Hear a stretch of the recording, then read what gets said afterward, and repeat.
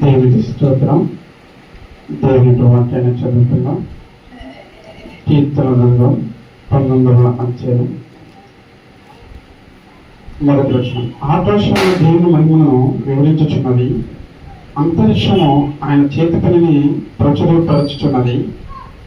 రెండవ వచనం. పగటి పగలు బోధ చేయుచున్నది, రాత్రికి రాత్రి జ్ఞానము తెలుపుచున్నది.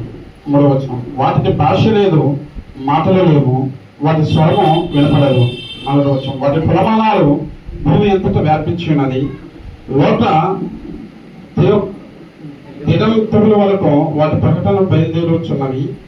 వాటిలో ఆయన సూర్యుని గుడారం వేసెను. ఐదవ వచనం. అతడు తన అంతఃపురంలో నుండి బయలుదేరు పెళ్లి కుమారుని వలె ఉన్నాడు. సూర్యుడు పరిగెత్తి నివసించినట్లు తన పదమునందు పరిగెత్తి నివసించుచున్నాడు. ఆరవ వచనం. అతడు ఆకాశంలో దిక్కు నుండి బయలుదేరి ఆ దిక్కు వరకు దాని చుట్టూ తిరుగుతున్నాడు. అతడి వేదిమిటి మరుడైన ఏదీ లేదు. 7వ వచనం. యెహోవా నియమించు ధర్మశాస్త్రం యథార్థమైనది, అది ప్రాణమును తప్పరిల్లుచున్నది. యెహోవా శాసనము నమ్మదగినది, అది బుద్ధిహీనులకు జ్ఞానం పుట్టించును. 8వ వచనం. యెహోవా ఉపదేశంలో నిర్దోషమైనది, అవి హృదయమును సంతోషపరచును. యెహోవా ఏర్పరిచిన ధర్మము నిర్మమైనది, అది పనులతో వెలుగునిచ్చును. 9వ వచనం. యెహోవా ఆయనదైన భయము పవిత్రమైనది, అది నిత్యము నిలుచును. యెహోవా న్యాయవిధులు సత్యమైనవి, అవి కేవలము న్యాయమైనవి. 10వ వచనం. అవి బంధాలు పెంచడం విస్తారమైన మేలు బంధాలు కన్నా పోలదిన్నవి, తేనె తింటడం చుట్టు తేనె దాన్ని పెంచడం మధురమైనది. 11వ వచనం. వాటి వలన నీ సేవకుడు హెచ్చరిక నుండును, వాటిని దయచడం వలన గొప్ప లాభము కలుగును. 12వ వచనం. తన పొరపాటును కలుగును వాడెవడు, నేను రహస్యంలో చేసిన తప్పులు క్షమించి నన్ను నిర్దోషంగా తీర్చము. 13వ వచనం. దురభిమాన పాపముల నుండి పలకుండా నీ సేవకుని ఆపము, వాటిని నన్ను ఎలనీయపము.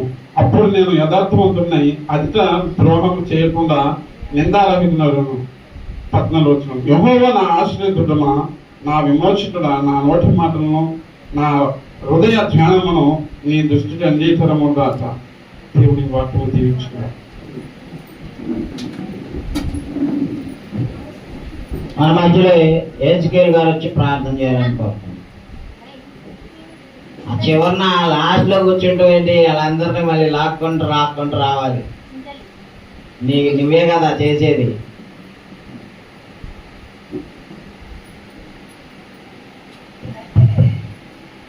ప్రార్థన చేస్తున్నాం. ప్రభా పరిశుద్ధ దగ్గర మొత్తండి గత వారం నుంచి ఆయన ఈ వారం వరకు మనల్ని కాచి కాపాడి ఆయన మనం భద్రపరిచి సజీవులు లెక్కలు ఉంచిన ఆయన మమ్మల్ని దినదినము క్షణం గడియ ఆయన మమ్మల్ని కాల్చి కాపాడుతున్న దేవుడా. అయా నీ స్తోత్రము ఆయన వందనాలు దేవా. అయా నిజమైన దేవుడిని ఆయన మరి ఆరాధించుకునే గొప్ప భాగ్యాన్ని ఇచ్చింది కూడా. ఇంత భాగ్యం లేని బిడ్డలు ఎందరో ఉన్నారు ఆయన, వారందరికీ తెలియదు ఆయన, వారందరికీ తెలియజేసేవారుగా మేమందరికీ ఉంటాం సహాయం ఇచ్చామని, మరి ముఖ్యంగా ఆయన ఎక్కడ రావాల్సిన బిడ్డలు వారందరికీ ఉన్నాయి మరి త్వరగా రావడం సహాయం ఇచ్చామని, ఇది వచ్చే వరకు ఆయన మేమందరూ కూడా నమ్మకం ఉండి నమ్మకమైన భక్తి చేసుకుంటూ యథార్థం కలిగి జాగ్రత్తగా ఆయన భయభక్తులు కలిగి ఉండే విధంగా సహాయం ఇచ్చామని, మరి మాకు కావాల్సిన ఆత్మీయ ఆహారం ఆయన ఈ దర్శనం ద్వారా మాకు దయచేయమని, ఈ వాక్యం ద్వారా ఆయన మాతో మాట్లాడండి, ఈ వాక్యం ద్వారా ఆయన మేము సరి చేసుకునేది గొప్ప వాక్యాన్ని మాకు దయచేయమని, అన్ని విషయాల్లో మీరే మాకు తోడుండమని, మరొకసారి ఆయన మరి రావాల్సిన రోజుల్లో త్వరగా రావడానికి సహాయం చేయమని యేసుక్రీస్తు నామములో ఈ మనలోని కూడా మా పర్వతాన్ని ఆమేన్. మీ అందరికి వందనాలండి.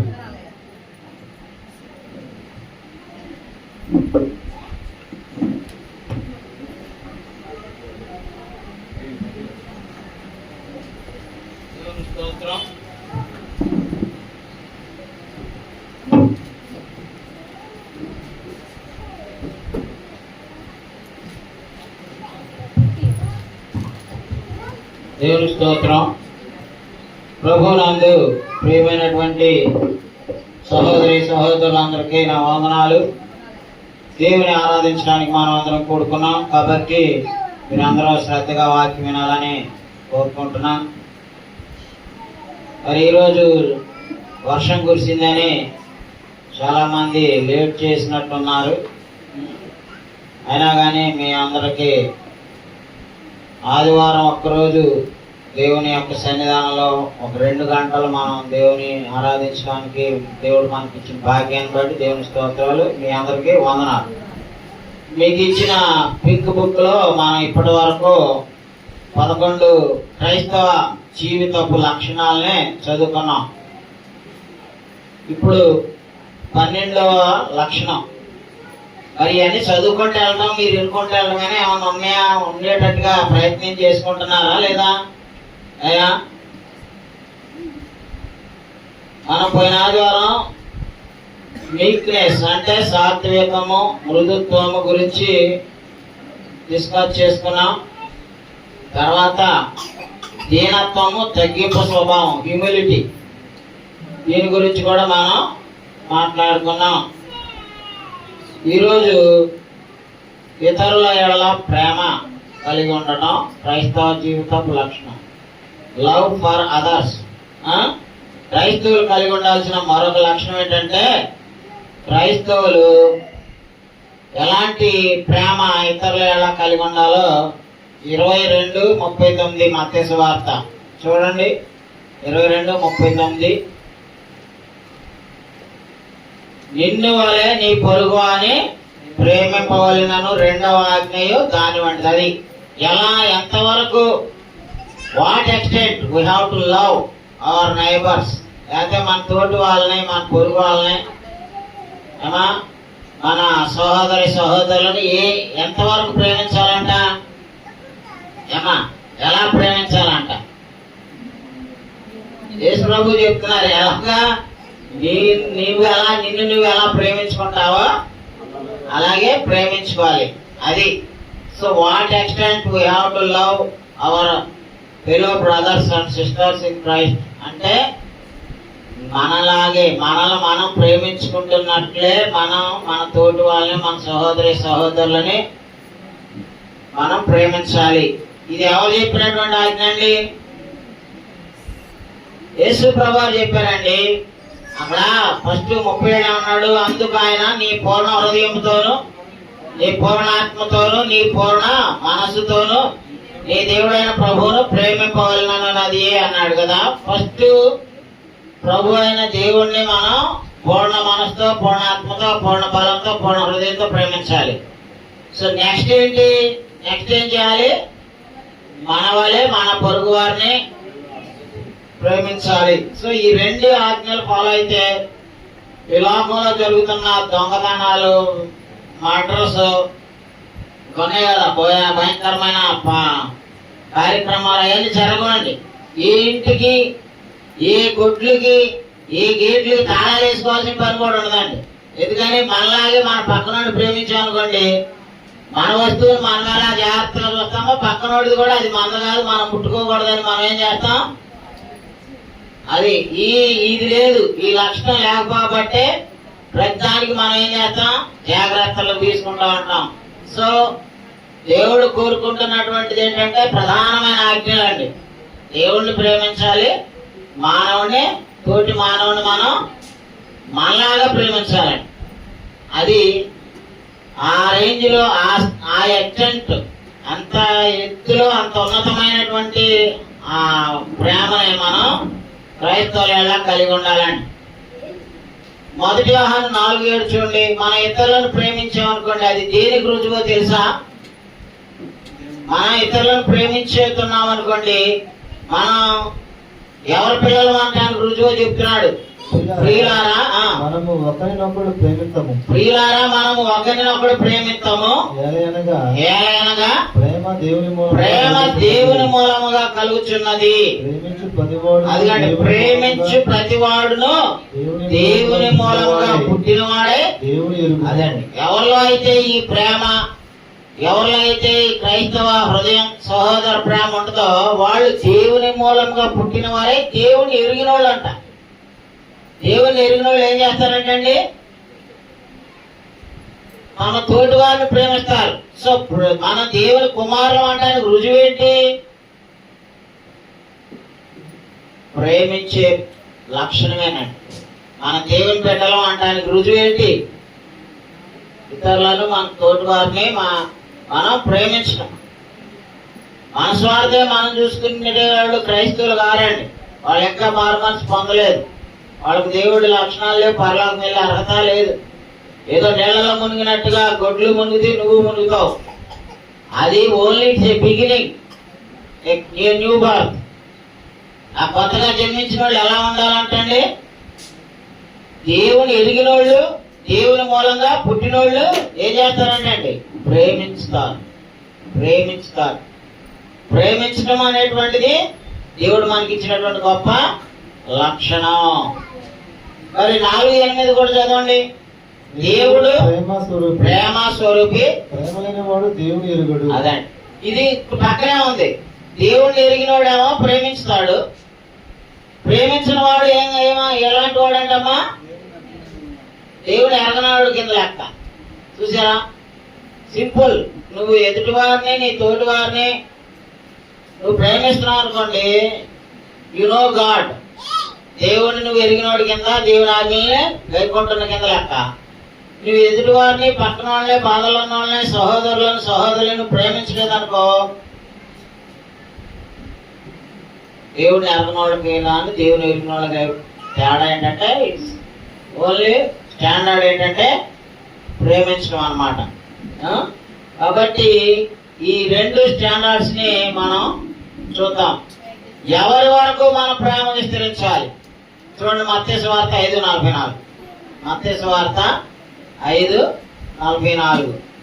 నేను మీకు అన్ని మీ చేతిలో పెట్టి బుక్కులు ఇచ్చానండి. బైబిలే నాకంటే ముందు, నేను చెప్పకముందు ఆ రిఫరెన్స్ తీసుకొని ఉంచుకోండి, ఫాలో అవ్వండి. ఎంతవరకు మన ప్రేమ విస్తరించాలంటండి, నేను మీతో చెప్పినది ఏమనగా, మీరు పరలోకమందున మీ తండ్రికి కుమారులైనట్లు. అదిగోండి, నేను మీతో చెప్పినది ఏమనగా, మీరు పరలోకమందున మీ తండ్రికి కుమారులై ఉండునట్లు మీ శత్రువులను ప్రేమించుడి. మీ శత్రువులను ప్రేమించుడి. మిమ్మల్ని హింసించు వారి కొరకు ప్రార్థన చేయండి. మిమ్మల్ని హింసించు వారి కొరకు ప్రార్థన చేయడప్ప. ఎంతవరకు ఎవరి దాకా వెళ్ళాలండి మనం ప్రేమించడం? ఎవరి దాకా వెళ్ళి ప్రేమించాలి? మన పిల్లల్ని ప్రేమిస్తాం, మన భర్తను ప్రేమిస్తాం, మన భార్యను ప్రేమిస్తాం, కావాలంటే మన క్లోజ్ ఫ్రెండ్స్ ని ప్రేమిస్తాం. కానీ ఏకంగా మనల్ని హింసించే వాళ్ళని, మన శత్రువులుగా, మన నాశనాన్ని కోరుకునే వాళ్ళని మనం ప్రేమించగలుగుతామమ్మా? ఏం చెప్తున్నాడు? ఎవరి వరకు వెళ్ళాలి మన ప్రేమ? It must be extended towards our enemies also. మనం ఎవరిని ప్రేమించాలంట? ఎవరి వరకు వెళ్ళాలి మన ప్రేమ? కేవలం ఇక్కడికి వచ్చిన వాళ్ళే సరిగ్గా ప్రేమించాం. క్రీ సంఘంలో ఉన్న వాళ్ళనే, బాధలు ఉన్నారంటే ఊళ్ళని దర్శించాం. కష్టాల్లో, కన్నీళ్లలో, బాధల్లో, ఇరుకుల్లో ఉన్న వాళ్ళు మీరు దర్శించుతారా? అలా మనం ఇవుడు పోతే ఇవుడు ఉంటే మనకేంటి? మనలో ఉన్న మన సహోదరులనే మనం పట్టించుకోం. ఇక మన శత్రువులు నాకు అబ్బు ఇంకా అంత దూరం వెళ్తామా? ఆ యాక్సిడెంట్కి వెళ్ళావా? ఒకసారి ఆలోచించండి. యేసు ప్రభువేమో మనల్ని మనం ప్రేమించాల్సింది కేవలం మన ప్రేమ, మన తోటి వాళ్ళని, మనం తెలిసిన వాళ్ళతోనే ఆగిపోకూడదు. ఆఖరికి మిమ్మల్ని హింసించే వాళ్ళని, మిమ్మల్ని శత్రువులకు భావించే వాళ్ళ కొరకు కూడా మీరు ప్రేమించాలి, ప్రార్థించమంటున్నాడే. సో మన ప్రేమకి లిమిట్స్ లేవండి. అర్థమైందా? We have to love our enemies also. We have to pray for them, those who are persecuting us. అర్థమైందా? మనల్ని హింసించే వారి కోసం ఏం చేయాలంటే, మళ్ళీ చదవండి శ్యామ్ గారు. నేను మీతో చెప్పినది ఏమనగా, మీరు పరలోకమందున మీ తండ్రికి కుమారులైనట్లు మీ శత్రువులను ప్రేమించండి. అదండి, మీ శత్రువులను ప్రేమించండి. ఇప్పుడు ఇందాకేమో ప్రేమించే వాళ్ళు దేవుని ఎరిగిన వారు, దేవుని బిడ్డలు. ప్రేమించిన వారు, దేవుని ఎరగిన వారు, దేవుని బిడ్డలు కానివారు. ఫస్ట్ వచనంలో ఏం చెప్పుకున్నాం? ఎలా ప్రేమించాలి అంటే, నిన్ను వలే నీ పొరుగుని ప్రేమించాలి. ఇప్పుడు నెక్స్ట్ లెవెల్కి తీసుకెళ్ళాడు మనల్ని యేసు ప్రభువారు. మీ శత్రువులను ప్రేమించండి. ఎంత ఈ బాధ ఇవిడేం చేశాడు ఈ ప్రపంచంలో? ఈ ప్రపంచంలో కొన్ని వందల మతాలున్నాయి, కొన్ని వందల దేశాలున్నాయి, కొన్ని కోట్ల దేవుళ్ళ జాతులు ఉన్నారు. ఎవడో కూడా శత్రువుని ప్రేమించండి, హింసించే వాళ్ళ కొరకు ప్రార్థన చేయండి అన్న మత గురువు లేడు, మత బోధకుడు లేదు, మత స్థాపకులు కూడా లేరండి. చంపండి, నరకండి అని నేర్పారు కానీ అయ్యా శత్రువులను ప్రేమించమని నేర్పిన మతం ఏది? శత్రువులను ప్రేమించమని చెప్పిన దేవుడు ఎవరో? శత్రువులను ప్రేమించమని చెప్పిన బోధకుడు ఎవరంటే ఓన్లీ ప్రభు అయిన యేసుక్రీస్తు మాత్రమేనండి. అయ్యా అంతేనా? మరి ఇంతకంటే ఉన్నతమైంది ఎవడైనా చూపించగలడా ఈ ప్రపంచంలో? సో మన ప్రేమ ఎవరి వరకు విస్తరించాలంటే శత్రువులను కూడా ప్రేమించేలాగా మనం ప్రేమించాలండి. ఇంకా మన ప్రేమను how to express our love, మన ప్రేమని ఎలా వ్యక్తం చేయాలి? మొదటి వ్యవహారం 3:17 చూడండి. మొదటి వ్యవహారం జీవనోపాధి గలవాడై ఉండి ఈ లోకపు జీవనోపాధి గలవాడై ఉండి తన సహోదరునికి లేమి కలుగుట చూచియు తన సహోదరునికి లేమి కలుగుట చూచియు అతని ఎడల ఎంత మాత్రమున కనికరము చూపని వాని యందు అతని ఎడల ఎంత మాత్రమును ప్రేమ కనికరము చూపని వాని యందు దేవుని ప్రేమ ఎలాగ నిలిచును? దేవుని ప్రేమ ఎలాగ నిలుచును? చిన్నపిల్లలారా మాటతోనూ నాలుగుతోనూ కాక క్రియతోనూ సత్యముతోనూ ప్రేమిస్తాము. చూసారండి, మన ప్రేమ ఎంతవరకు ఎలా వ్యక్తం చేయాలంటే మాటతోనూ నాలుగుతోనూ కాదంటండి. అవసరమైన వాటిని ప్రొవైడ్ చేస్తూ ప్రేమించాలండి. అదేనా చెప్తున్నాడు. ఈ లోకపు జీవనోపాధి గలవాడై ఉండి తన సహోదరునికి లేమి కలుగుట చూచి అతని ఎడల ఎంత మాత్రమును కనికరము చూపని వాని యందు దేవుని ప్రేమ ఎలా నిలిచును? నాకు ₹1,00,000 ఆదాయం ఉంది, నా తమ్ముడు పిల్లలేమో చదివించుకునే శక్తి లేక చదువు మానిపించుకొని కూలీ నాలుగు వెళ్తున్నారు. నేనేం చేయాలండి? సహాయం చేయాలొద్దా? అది దేవుని ప్రేమ అంటే. మన తోటి వాళ్ళకి మనం సహాయం చేయలేనప్పుడు మనకి ఎంత డబ్బులు ఉన్నా ఏంటి వేస్ట్ కదా. ఈ లోకపు జీవనోపాధి నీకు ఉంది, నువ్వు తింటున్నావు, హ్యాపీగా తిరుగుతున్నావు, నీకు నెల రంగంలో పస్తారి రంగంలో జీతాలు పడుతున్నాయి. నీ పక్కనోడు నీకు తోడబుట్టినోడే తిండి తిప్పలేక అలవాటెత్తున్నారు. వాళ్ళకి పువ్వు పెట్టాలంటాడు, వాళ్ళకి గొడ్లు కొని పెట్టాలంటాడు. నాకు ఉండేవాడు క్లోజ్ ఫ్రెండ్ చదువుకునే రోజులు, ఆడు మంచి ఉద్యోగం వచ్చింది. ఆడిని అన్నాలో ఎంతో ప్రేమతో చదివించారండి. ఆడు మంచి ఇంజనీరు, ఇప్పుడు 2 లక్షల జీతం హైదరాబాద్ లో, ఇప్పుడు అమరావతికి మార్చారండి. వాళ్ళ అన్న పిల్లలకి చదువుకోవటానికి నానా ఇబ్బందులు పడేవాళ్ళు. వాళ్ళ పిల్లలు నన్ను బాబాయ్ బాబాయ్ అంట వస్తే నేను వాళ్ళకి బస్ పాస్ కొనడానికి డబ్బులు ఇచ్చేవాడిని. నువ్వేనాయ బాబాయ్, మా సొంత బాబాయ్ అంత ఉద్యోగస్తుడు, మాకు ఏనాడు ఒక్క గుడ్డ కొనలేదు, ఒక ₹100 కూడా మాకు ఏనాడు ఇవ్వలేదు అని వాళ్ళు బాధపడేవాళ్ళు. అంటే ఈ లోకపు జీవనోపాధి కలిగి తన తోటి వాళ్ళు ఆడి చదువుకి వాళ్ళు ఎన్నో కష్టాలు పడి చదివించారండి. నేనే తీసుకెళ్ళి ఇచ్చేవాడు. వాళ్ళ అన్నయ్య డబ్బులు ఇస్తూ ఉంటే నేను ఆడు ఇంజనీరింగ్ చదువుతున్నాడు, నేను తీసుకెళ్ళి ఇచ్చేవాడిని. అలాంటి వాడు పిల్లలు తండ్రి చచ్చిపోయాడు, పిల్లలు తల్లి బతికించుకుంటాం ఏదో రాజు. ఆ పిల్లలు ఇక్కడ నర్సింగ్ ఏదో చదువుతానికి వస్తే వస్తా పోతా మా ఇంటికి వచ్చేవాళ్ళు. మేము కూడా ఈ బ్యాగులు పెట్టడం ఏదో ఒక సహాయం చేస్తూ ఉండేవాడు. మరి ఎంత పాపం అండి. ఏమా మన తోటి సహోదరులు, మన రక్త సంబంధులు, ఏమా మన కోసం కష్టపడిన వాళ్ళు, నువ్వు ఒక రేంజ్కి వెళ్ళావు, ఒక ఉద్యోగం వచ్చింది, ఆదాయం ఉంది, ఏం లేకపోతే నేనే లేక వెళితే నువ్వేం పెట్టలరా అనుకుంటే తోడుకోవాలి, నీకు ఉంది కదా. సో అదే చెప్తున్నాడు. ఏమంటున్నాడండి?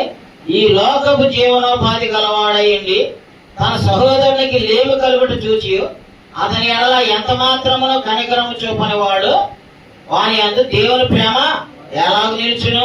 చిన్నపిల్లలారా, మాటతోనూ నాలుగుతోనూ కాక క్రియతోనూ సత్యముతోనూ ప్రేమించాలి. మన ప్రేమ మాటలతో కాదండి, must be shown in the actions, deeds. క్రియల్లో మన ప్రేమ ఉండాలి అండి. ఆ క్రియల్లో మన ప్రేమ లేదనుకోండి, మనం వేషధారులు. ఆ తర్వాత 1 యోహాను 3:18 చదివేశాం. ఓకే, మన ప్రేమని మాటలతో కాదు దేంతో చూపించాలండి? క్రియలతో చూపించాలి. అలాగే కొలసి 3:14 కూడా చూడండి. కొలసి 3:14, కొలసి పత్రిక 3:14. వీటన్నిటిపైన పరిపూర్ణతకు అనుబంధమైన ప్రేమను ధరించుకోనుడి అన్నాడండి. వీటన్నిటిపైన నీవు ధరించుకోవాల్సినటువంటి కంప్లీట్నెస్, క్రిస్టియానిటీకి కంప్లీట్నెస్ తీసుకొచ్చేది ఏంటనుకున్నారు? ప్రేమ అండి. ఈ ప్రేమ నీకు అలా నీకు వస్త్రంగా నువ్వు ధరించాల్సినటువంటి నీ కాల్ష్యం ఏంటి? మోడీ గారు 40 లక్షల కోట్లు తగిలించుకోమంటున్నాడా అండి? లక్షల ఖరీదైన పట్టు చీరలు కట్టుకొని తిరగమన్నాడా? లేకపోతే చుట్టూ బూట్లు వేసుకొని కోట్లు తగిలించుకొని తిరగమన్నాడా? మనం ధరించుకోమన్నది ఏంటి? వీటన్నిటికంటే మళ్ళీ చదవండి. వీటన్నిటికంటే పైన అది మోర్ దాన్ ఎక్సీడింగ్ అన్నమాట. వీటన్నిటికి పైన పరిపూర్ణతకు అనుబంధమైన ప్రేమను ధరించుకుంటున్నామా? మన మనసులో ప్రేమ ఉంటుందా మన తోటి వారి పట్ల? ఉండాలి. మనం అన్ని ధరించుకుంటాం. ఇదే అసలైంది అంటండి. మన కంప్లీట్నెస్ ఇచ్చేది మన క్రైస్తవ జీవితానికి, క్రైస్తవ భక్తికి, క్రిస్టియన్ రిలీజియన్ కి ఉన్నటువంటి కంప్లీట్ అన్నిటికంటే ఉన్నతమైనది ఏంటంటే ప్రేమను ధరించుకోవాలంటండి. తర్వాత నువ్వు ఎన్ని చేసినా ఏది లేకపోతే అర్థమో చెప్తున్నాడు. 1 కొరింథీ 13:3 చూడండి. 1 కొరింథీ 13:3. పేదల పోషణ కొరకు నా ఆస్తి అంతయు ఇచ్చినాను, కాల్చబడుటకు నా శరీరమును అప్పగించినాను, ప్రేమ లేని వాడనైతే నాకు ప్రయోజనమేమీ లేదు అన్నాడండి. ఏమండి, మన పేదల కోసం అనాథ శరణాలయాలు కట్టించే వాళ్ళు ఉన్నారు, ఏ బోళ్ళని ఇచ్చేవాళ్ళు ఉంటారు. వాళ్ళకి ఆస్తి పాత్రలు ఉండి ఇవ్వటం వేరు, బట్ అవుట్ ఆఫ్ లవ్ ప్రేమ కలిగి ఉండటం వేరు. ప్రేమ ఉంటేనే ఇవన్నీ చేస్తాం, బట్ అవన్నీ చేసినా ప్రేమ లేకపోవచ్చు. సో ఇవన్నీ చేయటం తప్పు కాదు, బట్ వీటన్నిటినీ చేస్తూ ప్రేమ కలిగి ఉండాలి, ప్రేమ కలిగి చేయాలి. ప్రేమ లేకపోతే అవన్నీ వ్యర్థం. అదే మా చెప్తున్నాడు, పేదల పోషణ కొరకు నా ఆస్తి అంతయు ఇచ్చినాను, కాల్చబడుటకు నా శరీరమును అప్పగించినాను, ప్రేమ లేని వాడనైతే నాకు ప్రయోజనమేమీ లేదు అన్నాడండి. 13:1 నుంచి చదవండి. మనుషుల భాషలతోను దేవదూతల భాషలతోను నేను మాట్లాడినను ప్రేమ లేని వాడనైతే మోగేడు కంచును గణగణలాడు తాళమై ఉంది. అది ప్రేమ లేనివాడు అంట మోగేడు కంచులాగా గణగణలాడే గంటలాగా ఉంటాడంట. గంట కొడతా ఉంటాం, గంటకి ప్రేమ ఉంటుందా? ఆ ప్రేమ లేనివాడు కూడా క్రైస్తవుడు కానివాడండి. కఠినంగా ఉండటం, ఇండిఫరెంట్ గా ఉండటం, ఉదాసీనంగా ఉండటం, పట్టించుకోకపోవటం, ఇట్స్ ఆల్ నాట్ క్రిస్టియానిటీ. మనము బాధల్లో ఉన్న వాళ్ళ కోసం కరిగిపోవాలండి.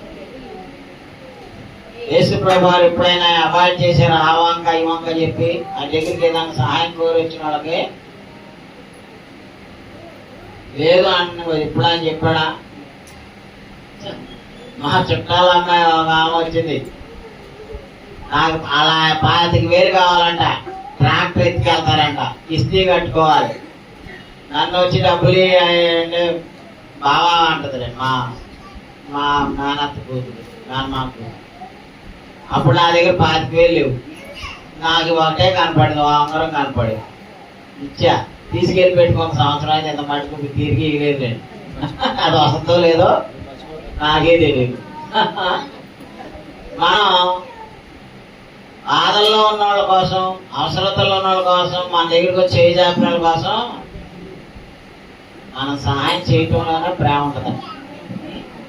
అందుకే చెప్తున్నాడు, ప్రేమ లేని వాడనైతే మూలగేడు కంచును గణగణలాడు తాళమున ఎదును ప్రవశించు కృపావరము కలిగి మర్మములన్నీ జ్ఞానమంతయు ఎరిగిన వాడనైనను వంటలను పెగలిపగల పరిపూర్ణ విశ్వాసము గలవాడనైనను ప్రేమ లేని వాడనైతే అదండి. ఓ ఎంత జ్ఞానం ఎంతో ఉప్పొందుతా ఉంటే ఏ ప్రయోజనం అండి? What is use? వాళ్ళ రిఫరెన్స్లు చెప్పుకుంటా, వాళ్ళ పాటలు పాడుకుంటా, మోహాలు కాయలు కాయని ప్రార్థన చేసుకుంటా ప్రేమ అనేది అవ్వాలి. ఇప్పుడు నాలో, నా భార్యలో మీకు అందరికీ ప్రేమ కనపడుతుందా? లేకపోతే మేము వచ్చి మాటలు చెప్పేవాళ్ళమే అండి? కనపడుతుందా? చూస్తున్నారా? వీళ్ళకి అర్థమవుతుంది మా ఆవిడ మైండ్ సెట్, నా మైండ్ సెట్. మీరు పట్టించుకోలేండి, మీకు నమస్కారం. ఇంకా ఆదివారం దాటితే ఒక్కళ్ళు కూడా అడ్రస్ దొరకదు కదా. ప్రేమ లేకపోతే మా టీచింగ్కి, మా బోధకులుగా ఉండే ఆ ప్రొఫెషన్కే చాలా మంది బోధకులు ఉంటారు, వేషధారులు. నేను చాలా కఠినమైనటువంటి పరిస్థితిలో ఉన్నప్పుడు, ఎటువంటి సహాయం లేనప్పుడు, నా 3 పిల్లలతో ఉన్నప్పుడు బైబిల్ ట్రైనింగ్కి వెళ్ళి ఆ బైబిల్ డైరెక్టర్ని ఒకరిని అడిగితే ఏదైనా సహాయం చేయండి అంటే, నీకు వేయటానికి, నీకు ఇవ్వడానికి ఛార్జీలు అడిగా, నీకు ఇవ్వడానికి నా దగ్గర డబ్బులు లేవు అన్నాడు. ఆడు కోటీశ్వరుడు. ఆడి ఇంటి నుండి 4 ఉంగరాలు ఈ చేతుకుంటాయి, ఈ 4 ఉంగరాలు ఈ చేతుకుంటాయి. 20 రూపాయలు అంటే ఆ డబ్బులు వాళ్ళకే ఉపయోగపడతాయి అంట. ఎంత దుర్మార్గులు ఉన్నారో తెలుసా? వాళ్ళకైతే కోట్లు కోట్లు కావాలి. పక్కనోడు దీనావస్థలో ఉన్నాడు, అవసరతలో ఉన్నాడు, అడిగితే రూపాయి సాయం చేయడానికి చేతులు రావండి. చాలా మంది వేషధారులు ఉన్నారండి క్రిస్టియానిటీలో, పెద్ద బోధకులమని. వాళ్ళు ఎంత మటుకు లాక్కోవడమే. వాడు ఉన్నాడు కదా 20,000 ఇస్తే బాప్తిసం ఇచ్చాడు, ఇలాంటి బ్యాచే. ధనాపేక్ష పరులు పాస్టర్లో, బిషప్పుల్లో, పోపుల్లో అందరిలో ఉన్నారండి. మన క్రైస్తవులుగా మనం ఏం చేయాలంటే, మనం ఇతరులను ప్రేమించాలి. ప్రేమ లేకపోతే గణగణలాడు గంటతో సమానం. ఇక ఇనప మొక్కకి నీకు వాట్ ఈస్ డిఫరెన్స్? నేను మొన్న వెళ్ళా, నేను ఎంతమంది వస్తే మా ప్రీచింగ్ భోజనానికన్నా వాళ్ళ ఛార్జీలకి 200 ఇస్తానన్నా. చాలా చాలా అమ్మో 7,000 ఇచ్చా. 32 మంది వచ్చారు, 7,000 ఇచ్చా. అంత ఖర్చు అయింది, ఇంత ఖర్చు అయింది అంటే మళ్ళీ ఇంకొక 1000 తీసి జేబులో పెట్టి వచ్చా. ఎందుకని? అవతలోడు బాధపడకూడదు. ఎందుకంటే ప్రేమ అనేటువంటిది మన హృదయంలో నుంచి ఎదుటి వాళ్ళకి వెళ్ళాలి. మన నుంచి ఏం నేర్చుకుంటారు? ఏమా, ఇదివరకు నా దగ్గర డైరెక్టర్లు వచ్చేవాళ్ళు, ఆడు 1,500 ఇస్తే నేను 15,000 ఖర్చు పెట్టాను. మళ్ళీ 1 రూపాయి నేను కలిసి కూడా సహాయం చేసేవాడు కాదు. మనం దేవుని వల్ల, మీ అందరి ప్రార్థన వల్ల నెలకు 2 చోట్ల బైబిల్ ట్రైనింగ్ ఇవ్వడానికి క్లాసులు పెడుతున్నామండి. దేవుని స్తోత్రం చెప్పండి, ఆమేన్. ఎందుకంటే అది దేవుడు ఇచ్చినటువంటి కృప నాకు.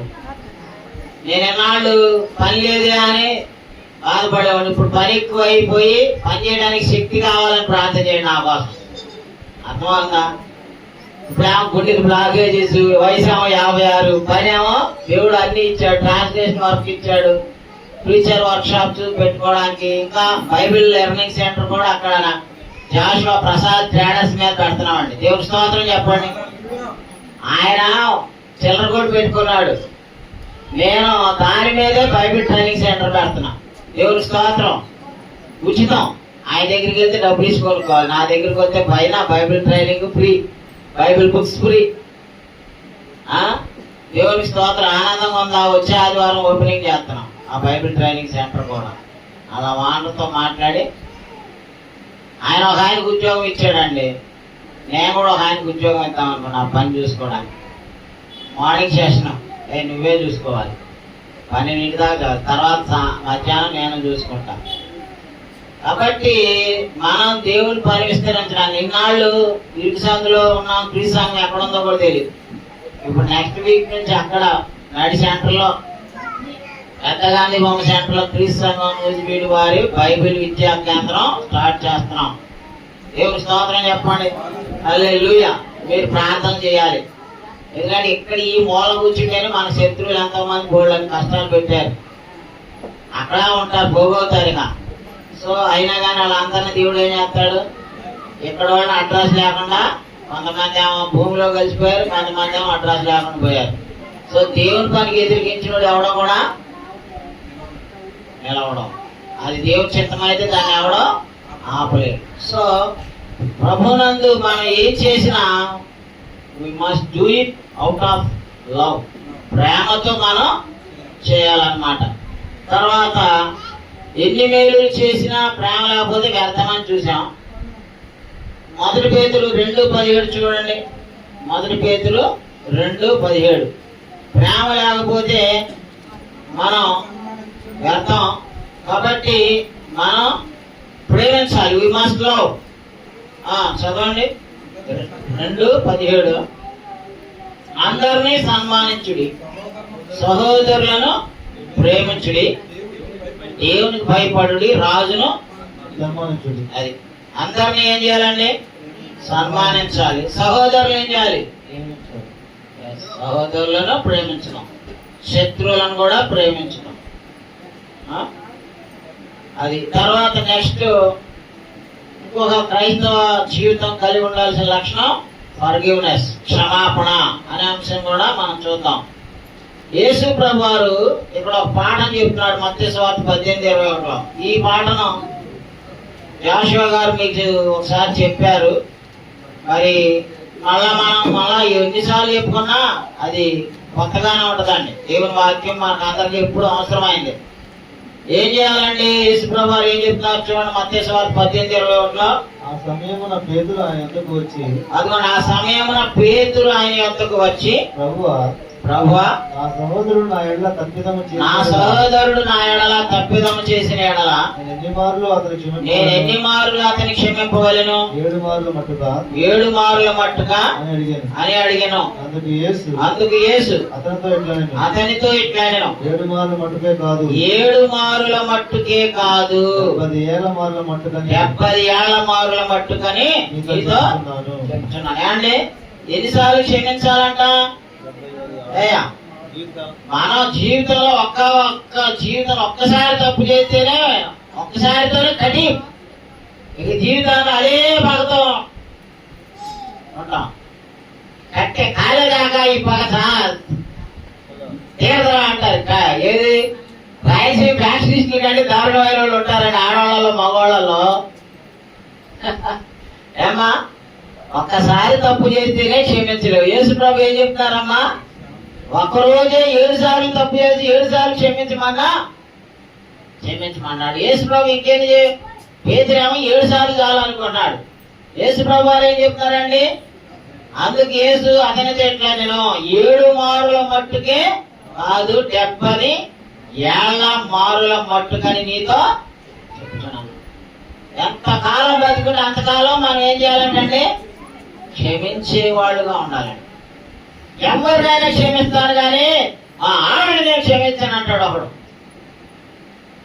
ఎవరైనా నేను క్షమిస్తా కానీ మా ఆయన నేను క్షమించను అంటది. ఎవరైనా క్షమిస్తాను పలానా నేను క్షమించను అంటది. ఎవరైనా క్షమిస్తాను కానీ ఆవిడ నేను క్షమించను అంటావు. దేవుడు ఏం చెప్తున్నాడండి? నువ్వు బతికున్నంత కాలం క్షమిస్తూనే ఉండాలన్నాడు. ఇది ఎవరి మాట? ఆదాం గారు చెప్తున్నాడా? లేకపోతే బైబిల్ చదువుతున్న శ్యామ్ గారు చెప్తున్నారా? వర్డ్ ఆఫ్ జీసస్ క్రైస్ట్, సర్వాధికారి అని క్రీస్తు చెప్తున్న మాట అండి. పేతురు నీకు లాంటివాడే నాకు లాంటివాడే వచ్చి ప్రభువా నేను ఎన్నిసార్లు క్షమించాలి అని అడుగుతున్నాడు యేసు ప్రభు వారిని. యేసు ప్రభు వారిని 7 సార్లు చాలా అని అడిగితే యేసు ప్రభు ఏమంటున్నారు?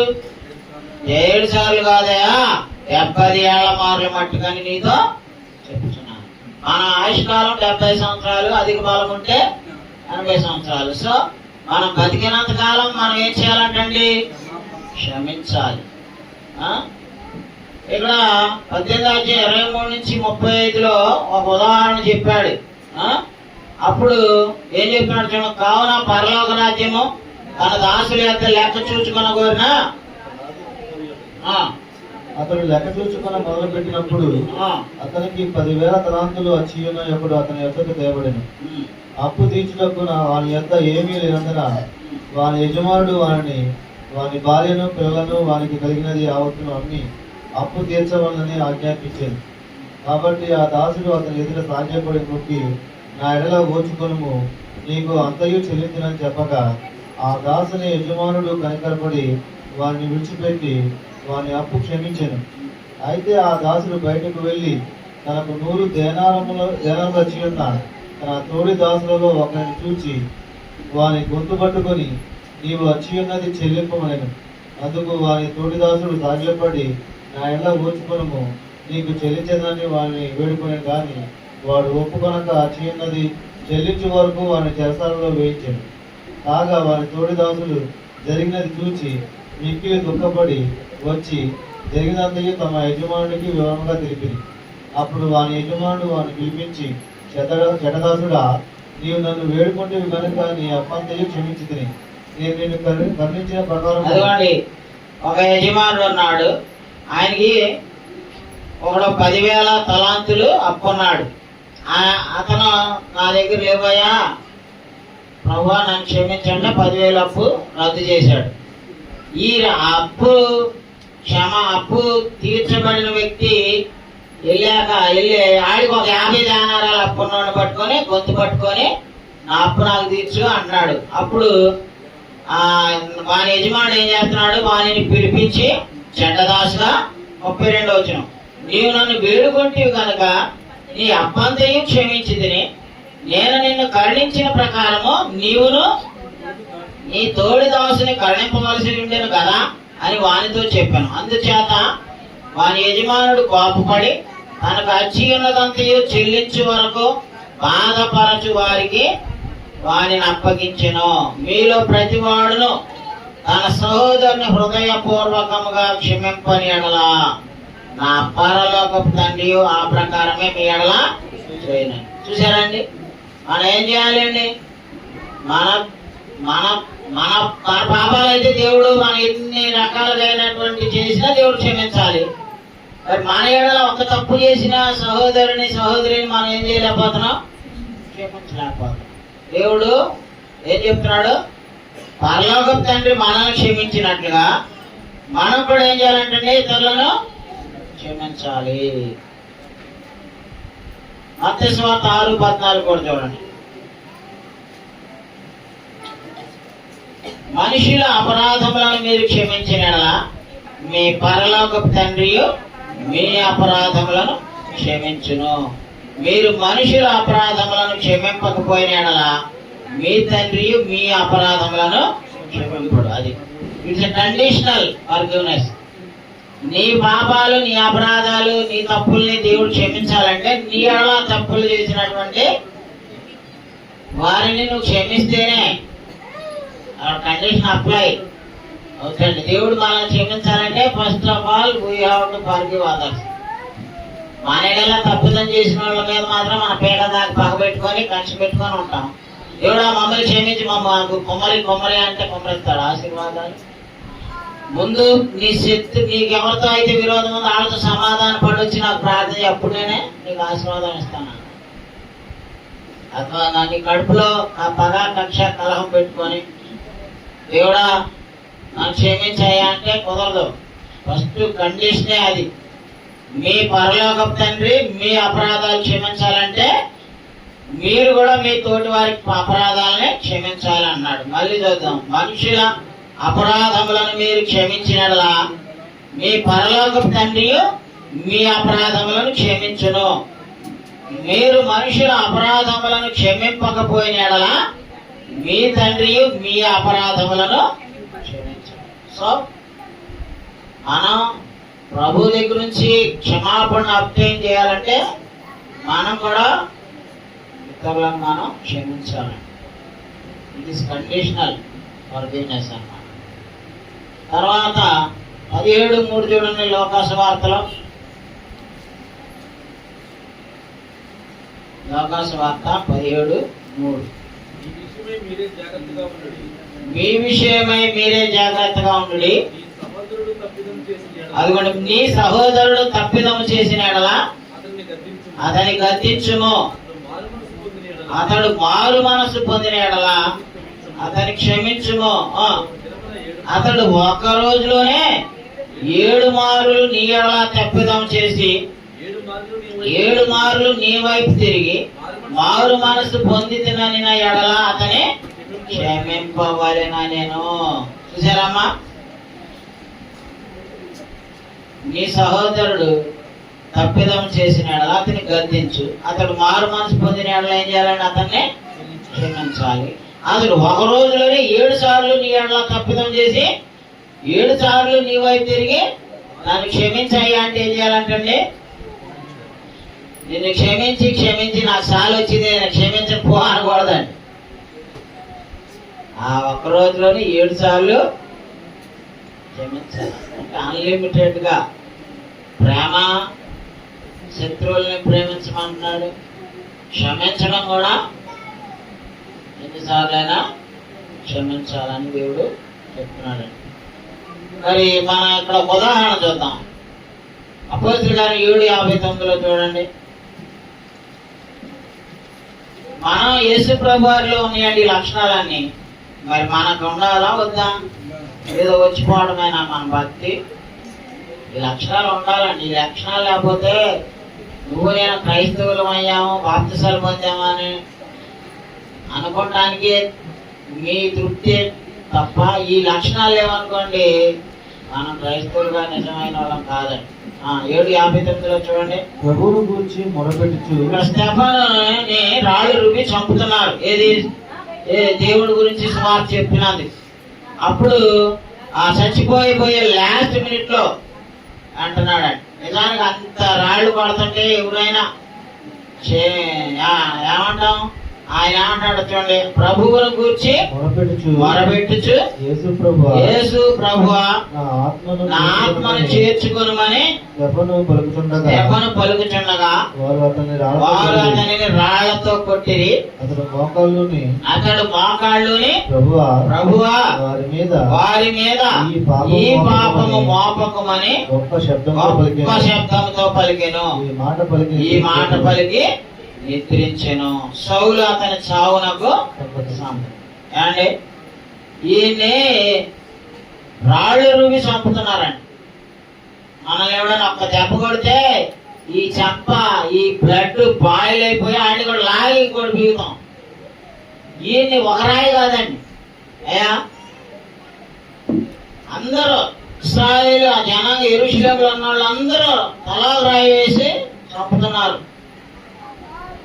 అలాంటి సందర్భంలో మోకాళ్ళుని దేవుడికి ప్రార్థన చేసి, అయ్యా నా ఆత్మలా నువ్వు తీసుకో, నన్ను చంపుతున్న వీళ్ళేమో క్షమించు, వీళ్ళ మీద ఈ పాపం నరహత్య చేసిన హంతకులండి వాళ్ళు, హత్య చేసిన వాళ్ళే హంతకులను క్షమించమాట. చార్లీ కిర్క్ అని ఆయన దేవుడి గురించి ఆ దేశంలో బోధిస్తున్నాడండి. బాగా పాపం ఎక్కువైపోయింది, దుర్మార్గం, పాపం, కుటుంబ విలువలు, నైతిక విలువలు దిగజారిపోతున్నాయి. వాళ్ళందరినీ యూత్ని ప్రతి చోట పెద్ద టర్నింగ్ పాయింట్ అనే ఒక మిషన్ ఆయన పెద్ద సర్కిల్ ఎక్కడ చేస్తే అక్కడ యూనివర్సిటీస్ లో మంచి మంచి మంచి వక్తండి. కేవలం 32 ఏళ్ళ ఇద్దరు చంటి పిల్లలు ఉన్నారండి. ఆయన వాక్ చేస్తుంటే యూనివర్సిటీలో యూత్ తో మాట్లాడుతున్నాడు. యూతే చెడిపోతున్నాడు. యూనివర్సిటీలో కాలేజీల్లోనే ముందు బైబిల్ని అక్కడ అలో చేయట్లేదండి, నీతి బోధనలు అలో చేయట్లేదండి, మోరల్ వాల్యూస్ దిగజారిపోయి.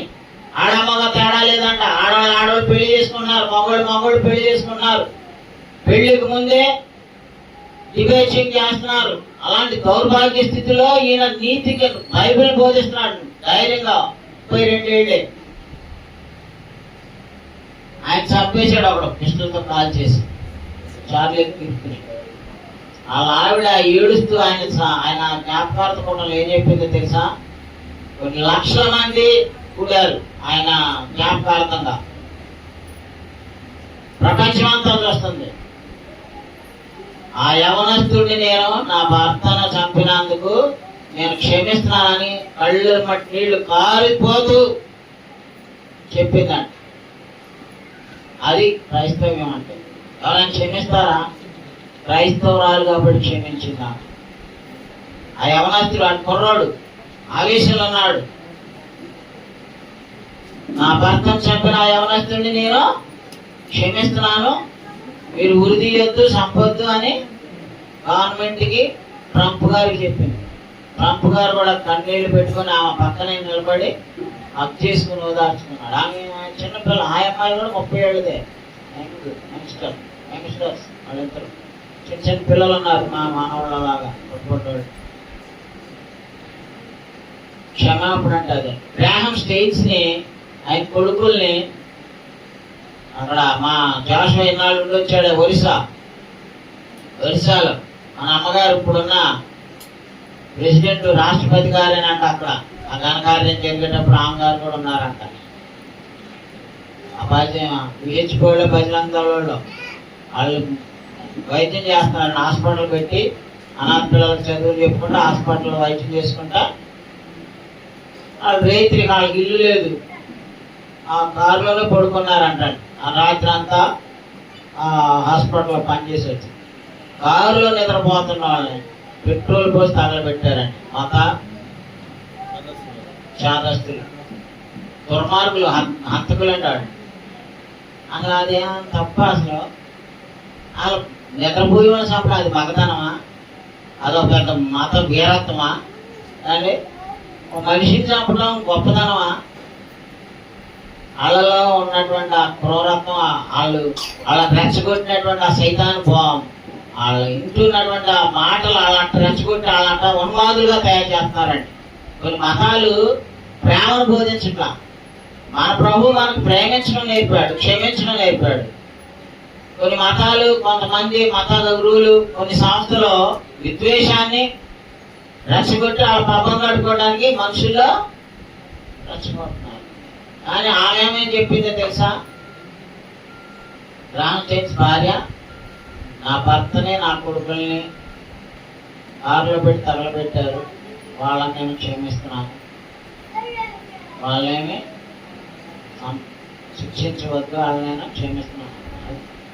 మన ప్రభు మనకు నేర్పింది అది క్షమాపణ.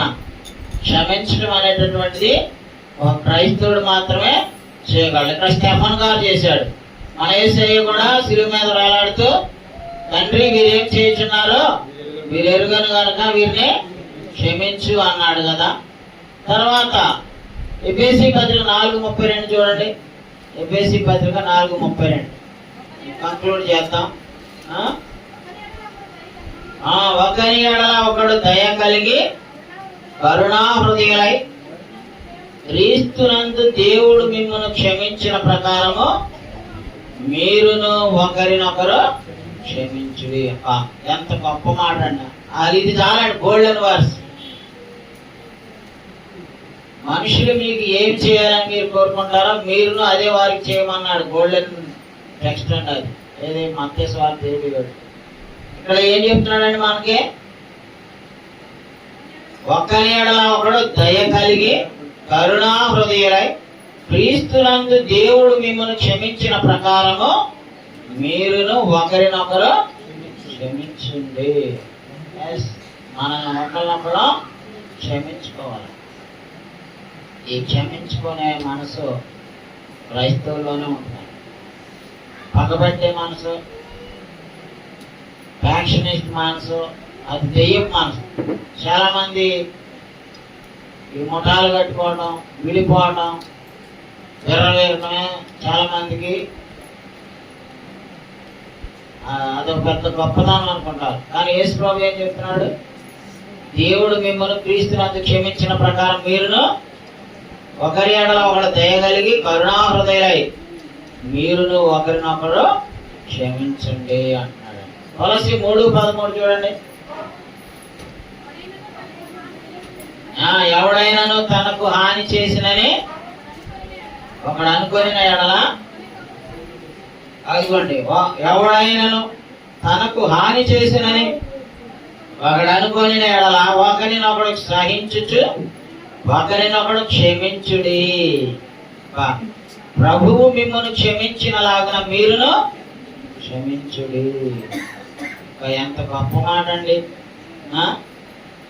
క్షమించే మనసు నీకుందా? ఉందా అండి? లేకపోతే వాళ్ళని జనాలు అలవాటు చేసుకుని క్షమించండి. ప్రేమించండి. శత్రువులను కూడా క్షమించాలి. శత్రువులను కూడా మనం ప్రేమించాలి. అదేనండి ఉన్నతమైన క్రిస్టియన్ క్వాలిటీస్ అంటే. అవి లేకపోతే మనం క్రైస్తవులం కాలేం. యాకోబు పత్రిక 2:13 కూడా చూడండి. యాకోబు పత్రిక 2:13 కృపమ్మ అందరికంటే ముందు తీసేస్తుంది. ఆమె ఫాలో అవుతుంది. బుక్కులు ఉంటాయి, ఇళ్ళకాడే ఉంటాయి. చర్చిలకు తెచ్చుకోమాలండి. నేను చెప్తుంటే ఒక్కళ్ళు కూడా పుస్తకాలు చూసిన వాళ్ళు నాకు కనపట్ల. చాడపారతింటానికి వచ్చినట్టు వస్తున్నారు. చదువుకున్న వాళ్ళు అండి. చదువు లేని వాళ్ళు మీరు సేఫ్. మిమ్మల్ని ఎవరు ఏమంటానికి లేదు. మీరు చదువు లేదు కదా. ఈ చదువుకున్న వాళ్ళు పుస్తకాలు తీసుకుంటారు, ఇళ్ళకాడ మారేస్తారు, లేదా పిల్లలకి ఇచ్చి చూపిస్తారు. ఏంటి ఇంత బాధాకరం అయిన పరిస్థితి కాదా? చక్కగా స్నేహాలంతా చక్కగా చూస్తుంది పుస్తకం చూస్తుంది. నాకు అలాంటి వాళ్ళు ఇష్టం. పుస్తకాలు ఎక్కడోళ్ళు అక్కడ చూడండి, పుస్తకాలు ఫాలో అవ్వండి. లేకపోతే చదువుకున్న వాళ్ళు కావండి, చదువులేని వాళ్ళు. చదవండి ఇప్పుడు 2:13. అదిగోండి, కనికరము చూపని వాడు కనికరము లేని తీర్పు పొందను. కనికరము తీర్పుని మించి అతిశయపడుతుంది అంటే మనం కలిగి ఉంటున్నాం. మరి ఇంకా కనికరం ఉందా మనలో? క్షమిస్తున్నామా? అక్కడ ఒక లాస్ట్ పాయింట్ ఏంటి? బైబిల్ నందు క్షమించిన ఇద్దరిని గూర్చి తెలుపుము, వారేమి చేసిరి. ఎవరండి వాళ్ళిద్దరం? మీకు ఇది ఒక లాస్ట్ క్వశ్చన్. దమ్ముంటే చెప్పండి.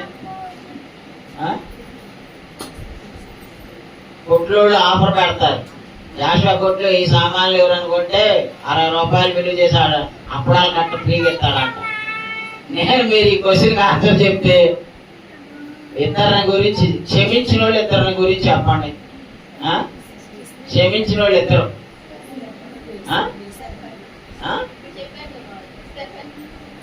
వాళ్ళిద్దరు కాదు, ఇప్పుడు చెప్పిన వాళ్ళు కాదు, ఇంకా ఉన్నారు. ఏసేపుని అన్నలో అమ్మేసుకున్నారు, చంపాలని చూశారు. లాస్ట్కి ఒక రూబేన్ అని అన్న వచ్చి అమ్మేశాడు. కానీ వాళ్ళ అన్నలో ర్యాంకులోనే ఏమైపోయాడండి? కన్నీళ్లు పర్యంతం అయిపోయి, నా అన్నలారా వాళ్ళేమని భయపడతారు, బాగా ఏమో సైకిల్ పడి దండాలు బస్కాలు పెట్టి, అరే బాబు నువ్వు అమ్మేశాం, మమ్మల్ని క్షమించు, మమ్మల్ని చంపుతాడేమో వీళ్ళు అని భయపడ్డారు. కానీ వాళ్ళు ఏం చేశారు? వాళ్ళని చూడంగానే ఆపుకోలేక ఎమోషన్ని, ఆ ప్రేమ అన్నలో తల్లి తండ్రి అందరిని చూసేసరికి ఒక్కసారిగా దుఃఖం ఉంచుకొచ్చి ఒకళ్ళు వాడేసుకొని ఎంత ఏడ్చారండి. ఆ సీన్ చూస్తే నాకు కూడా ఎంతో ఏడుపు వస్తుంది. బైబిల్లో ఆదికాండంలో ఉంటుంది 48 అధ్యాయాల్లో. నిజానికి ఏసేపు మనం క్షమించొచ్చండి. మధు గారు ఎంత దుర్మార్గులు అండి వాళ్ళు. సొంత అన్నలో తమ్ముడిని చంపుదాం అనుకున్నారు. ఏది? తల్లిదండ్రి ఆయనకి ఒక మంచి షర్టు కుట్టించినందుకు ఒక అంగీ కొన్నారండి, విచిత్రపు అంగీ. అంత అసూయ ఎంత దుర్మార్గతనైనా చేపిస్తుంది. ఇవాళ సీరియల్లో ఆడవాళ్ళని పెట్టి ఆ సినిమాలే చూపిస్తారు. ఏది? చంపడం. విలన్లో మగోళ్ళు కాదు, సీరియల్స్ లో ఆడవాళ్ళే పెడుతున్నారండి. వాళ్ళు ఏం చేస్తారు? కుట్రాలు, కుతంత్రాలు, చంపుకుంటాలు. మరి ఈ సొంతాలలో అమ్మేశారు.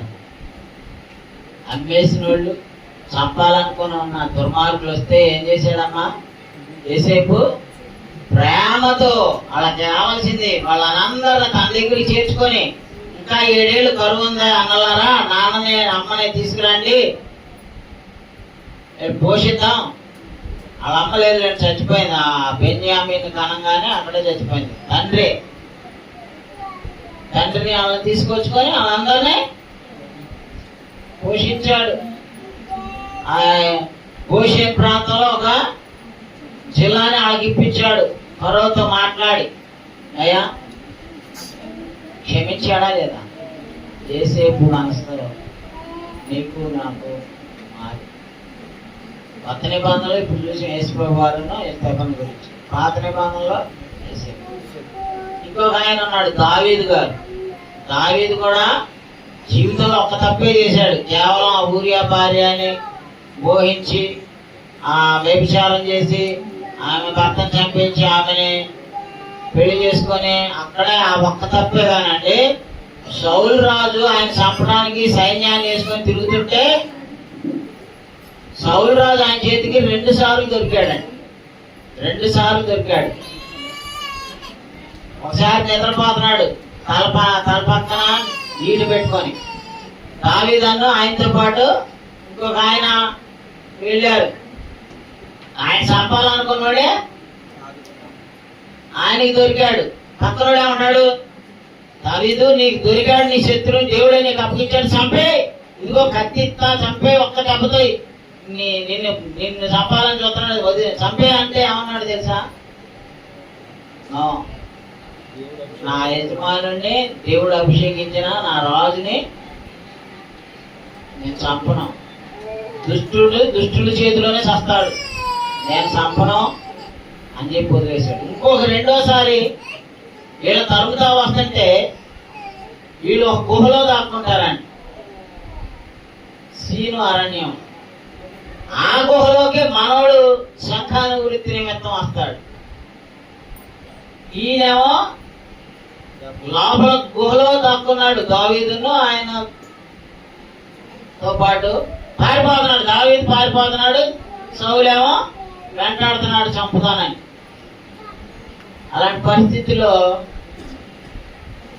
అప్పుడు కూడా పక్కన వాళ్ళు అన్నారు, మనం ఎదుగుతున్నాడు, మనం చంపుదామని చెప్తున్నాడు, ఇప్పుడు నీ దగ్గరికే వచ్చాడు, ఇక ఆయనకి యుద్ధం.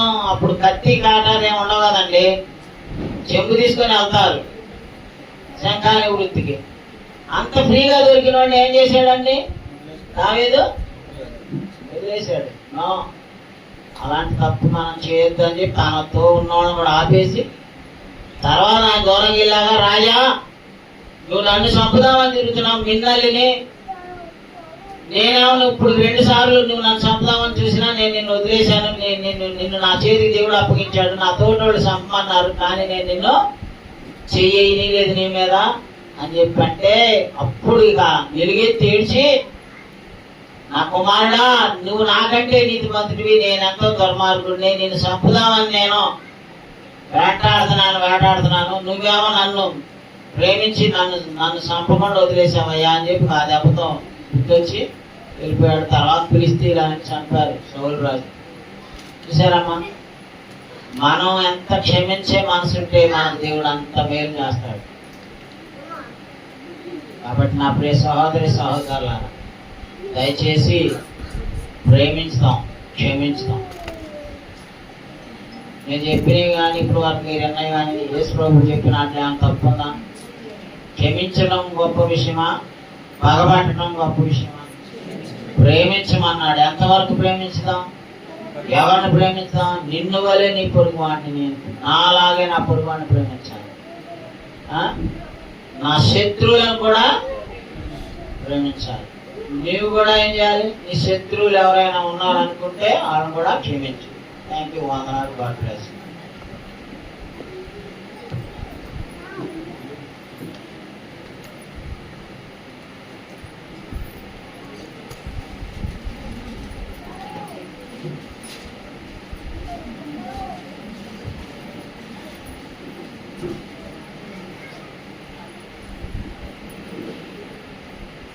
ఇచ్చిన పరిశుద్ధులందరికీ ప్రభు యేసుక్రీస్తునామమున అందరికీ వందనాలండి.